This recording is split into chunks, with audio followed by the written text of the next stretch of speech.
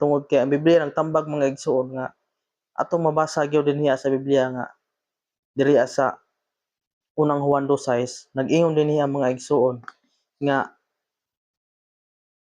klaro kay nga atong mabasa diri sa giingon mga igsoon sa unang Juan 2:6 nga kadtong mga tao nga nagaila nga anaa sa Dios katong moingon ba nga ako na ako sa Ginoo, mao kini ang giingon mga igsoon dinhi sa unang Juan 2:6.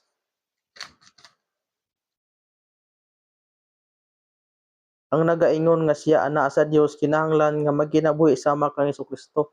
O klaro kay mga igsoon sa diha di ay mga kaigsuonan nga kita moangkon ta nga ako nakaila ko sa Ginoo.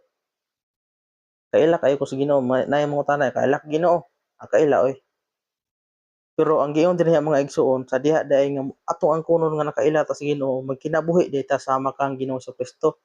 Unya unsa man ang gikinabuhi sa atong Ginoo? Nagkinabuhi atong Ginoo dinhi sa kalibutan mga igsoon unsa may ang adlaw nga gisimba, adlaw ipapahulay, adlaw nga Sabado ikapitong adlaw sa semana. Mao na nga ang mga Adventista ang gibatasan kay nag-ila man ta nga sa Ginoo, nag-ingon man ta nga nakaila ta sa Ginoo, mosunod ta kung unsa ang gikinabuhi ni Ginoong Hesus. Nagkinabuhi si Ginoong Hesus dinhi sa kalibutan mga igsoon, ang iyang pagsimba adlaw nga Sabado, adlaw nga igpapahulay. Mao na ang gisunod karon sa mga Adventista. Siyempre kay gusto gud ta nga kanang mosunod gud ta sa Ginoo mga igsoon. Kaya atong Ginoo Sabado man, mao na nga Sabado gud ta.